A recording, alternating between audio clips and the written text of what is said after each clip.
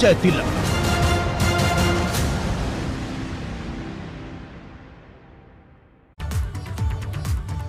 नमस्कार, स्वागत है आपका। आप देख रहे हैं एबीपी गंगा। मैं हूं आपके साथ प्राची पाराशर। प्रदेश एट 360 की शुरुआत करेंगे।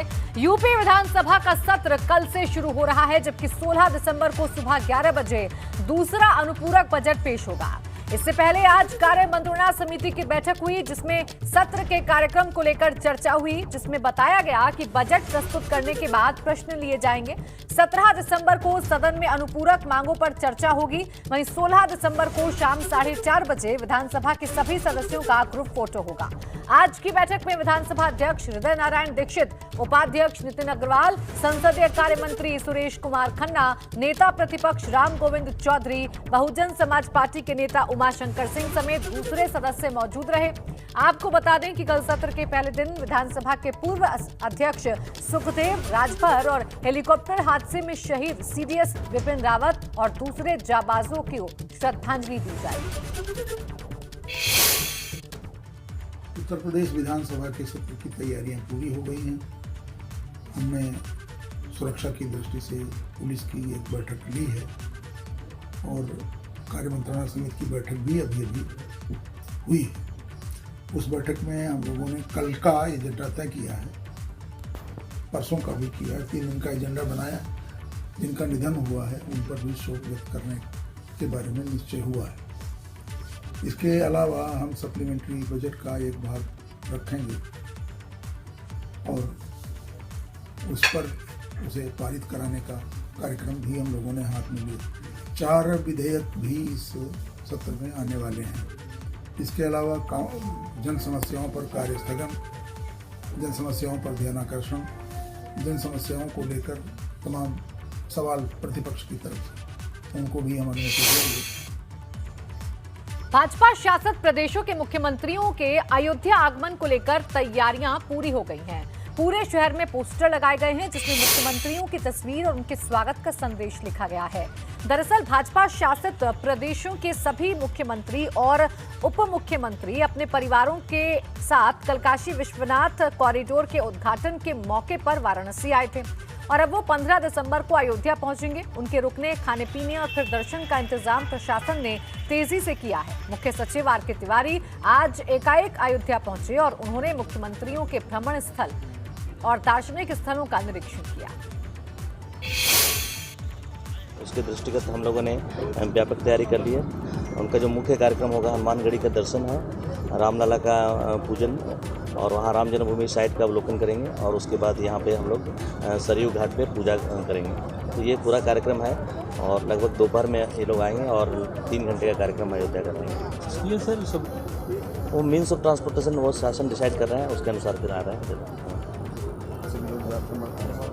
अयोध्या में मैंने बताया कि हनुमानगढ़ी का दर्शन करेंगे, उसके बाद राम जन्मभूमि का दर्शन करेंगे और यहाँ सरयू घाट आपका जो है राम की पैड़ी का अवलोकन करेंगे, दर्शन करेंगे, यहाँ पूजा करेंगे। 3-4 घंटे का। महाराज जी, क्या लगता है कि 2022 के चुनाव में ये जो है कॉरिडोर का उद्घाटन और राम मंदिर का निर्माण कार्य कहीं ना कहीं भाजपा को बढ़ा देगी? देखिए, राम और शंकर भगवान एक दूसरे के पूरक हैं और वैष्णवा नाम यथा शंभु। अगर कोई वैष्णव और राम भक्त, सर्वोत्कृष्ट राम भक्त कोई है तो शंकर भगवान है।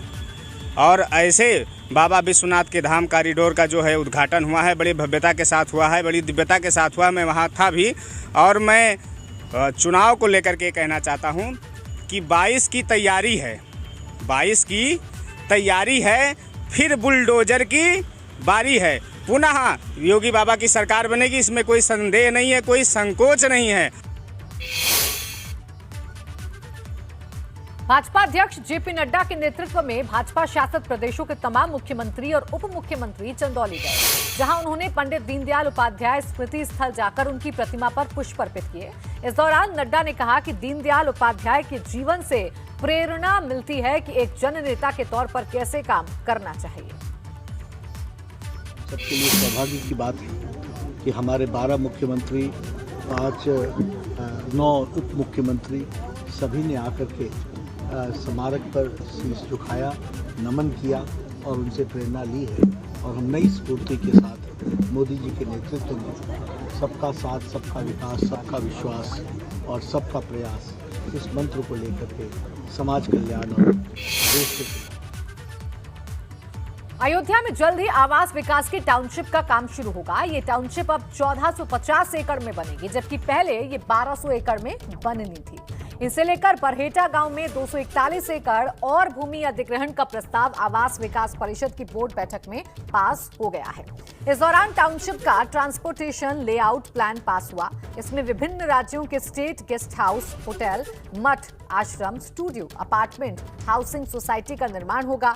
आवास विकास के इन फ्लैट्स के दाम 25% तक कम होंगे। आवास विकास परिषद की बोर्ड की बैठक में बड़ा फैसला लिया गया है।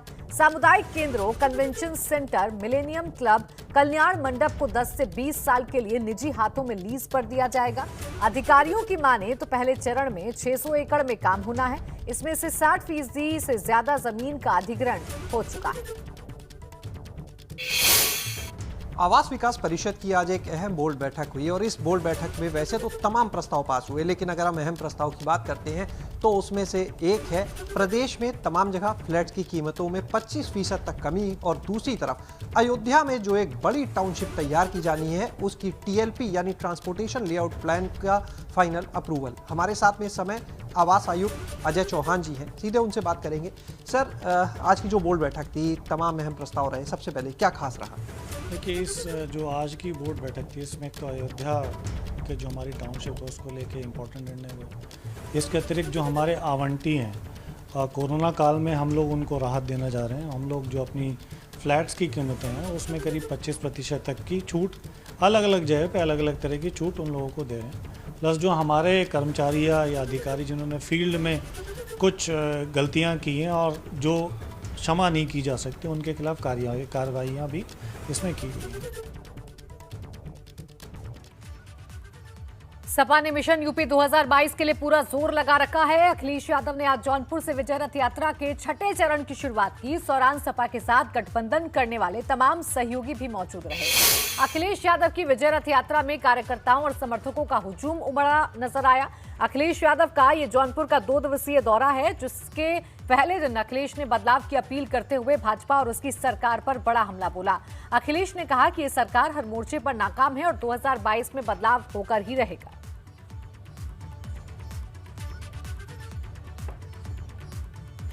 तो आपको बता दें कि अखिलेश यादव भी मिशन पूर्वांचल पर पूरी तरीके से लग चुके हैं और अपने जनाधार को बढ़ाने के लिए लगातार पूर्वांचल के अलग अलग जिलों में अपनी विजय रथ यात्रा लेकर पहुंच रहे हैं। जौनपुर पहुंच गई है विजय रथ यात्रा और 2 दिवसीय उनका ये दौरा कहा जा रहा है। इस दौरान जहां उनके जो तेवर हैं वो तीखे हैं सरकार को लेकर, तो वहीं जनाधार बढ़ाने की पूरी कोशिश है।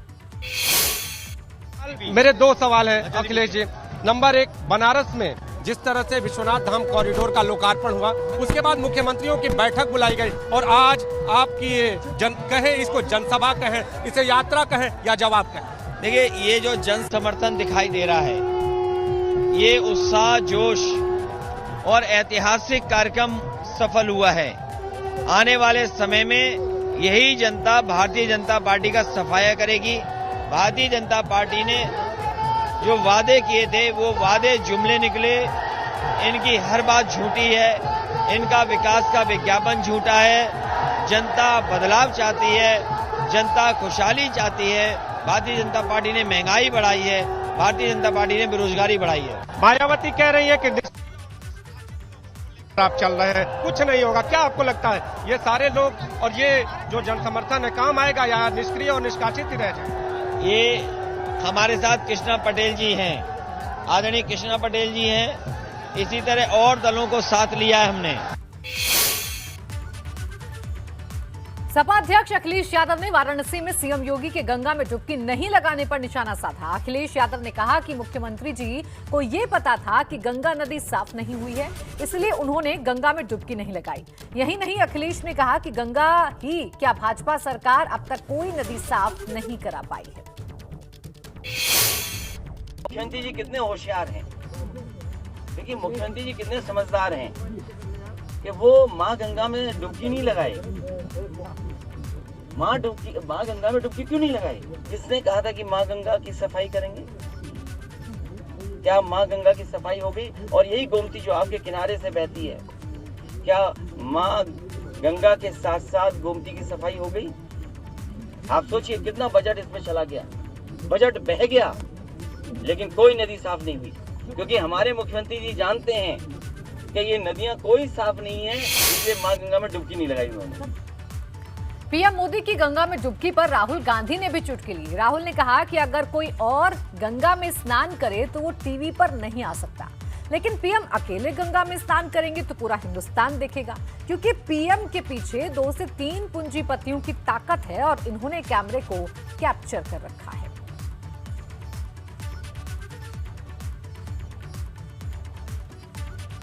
गंगा में कोई भी स्नान कर दे, वो टीवी पे नहीं आ सकता, मगर अकेले प्रधानमंत्री गंगा में स्नान करेंगे, पूरा हिंदुस्तान देखेगा, पूरा हिंदुस्तान देखेगा, क्योंकि प्रधानमंत्री के पीछे पूंजीपतियों की 2-3 शक्ति है और उन्होंने इन कैमराओं को कैप्चर कर रखा है और उन्होंने इन लोगों को, जो जनता की आवाज है, उनको पार्लियामेंट से बाहर निकालकर गांधी स्टैचू के पास बैठा दिया। ये सच्चाई है और देश को और किसानों को ये सच्चाई पहचाननी पड़ेगी। बसपा प्रमुख मायावती ने विधानसभा चुनाव के ऐलान से पहले ताबड़तोड़ चुनावी घोषणाओं को लेकर भाजपा सरकार पर बड़ा हमला बोला। मायावती ने कहा कि ताबड़तोड़ लोकार्पण और शिलान्यास से कुछ नहीं होगा। उन्होंने कहा कि ऐसा करने से इनका जनाधार नहीं बढ़ने वाला, क्योंकि यूपी की जनता ये सब अच्छी तरह समझ चुकी है।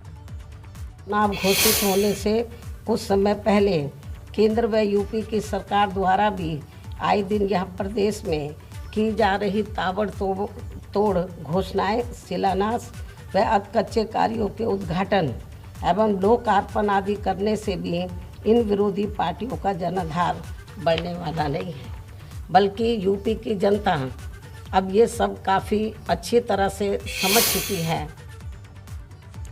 किसान आंदोलन खत्म होने के बाद भाकियू प्रवक्ता राकेश टिकैत के गांव सिसौली में पंचायत का आयोजन किया गया। पंचायत में किसानों के स्वागत की तैयारियों पर चर्चा की गई है। गौरतलब है कि कल गाजीपुर से राकेश टिकैत सिसौली के लिए रवाना होंगे। इस मौके पर जगह जगह उनके स्वागत की तैयारी की गई है। कल हवन के बाद सुबह 9 बजे राकेश टिकैत गाजीपुर बॉर्डर से रवाना होंगे। उसके बाद मोदी नगर, मेरठ, दौराला, टोल प्लाजा, मंसूरपुर होते हुए सिसौली पहुंचेंगे। गाजीपुर से सिसौली तक सैकड़ों जगह स्वागत और भंडारे, लंगर की तैयारी की गई है।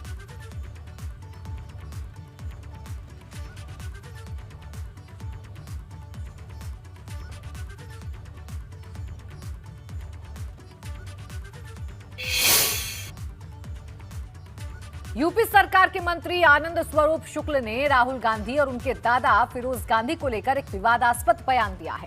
आनंद स्वरूप ने कहा कि राहुल गांधी कंफ्यूज हैं कि वो क्या है। ऐसे में उन्हें फिरोज गांधी की मजार पर जाकर उनके पास बैठना चाहिए। क्या कुछ कहा उन्होंने, आइए सुनाते हैं।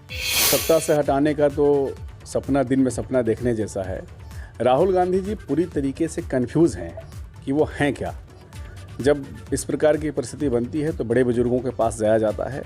राहुल गांधी जी अपने दादा फिरोज खान के मज़ार के पास जाएं, मज़ार पर बैठें और वहीं पर उनसे पूछें कि हम क्या हैं, हम हिंदू हैं कि कुछ और हैं, हम क्या हैं।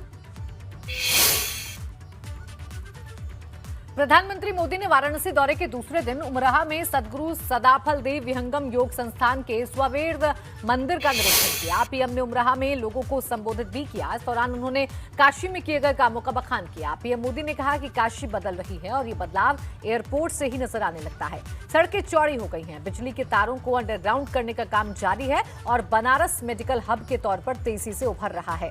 वहीं पीएम ने कहा कि काशी का विकास भारत के विकास का रोड मैप है। और आइए अब हम आपको सुनवाते हैं पीएम मोदी ने काशी के लिए किए गए विकास को लेकर क्या कहा। इस विकास का सकारात्मक असर बनारस के साथ साथ यहां आने वाले पर्यटकों पर भी पड़ रहा है। अगर हम 2019-20 की बात करें तो 2014-15 के मुकाबले में यहां आने वाले पर्यटकों की संख्या 2 गुनी हो गई है, डबल हो गई है। 2019-20 में कोरोना के कालखंड में अकेले बाबतपुर एयरपोर्ट से ही 30 लाख से ज्यादा यात्रियों का आना जाना हुआ है। इस बदलाव से काशी ने ये दिखाया है कि इच्छा शक्ति हो तो परिवर्तन आ सकता है।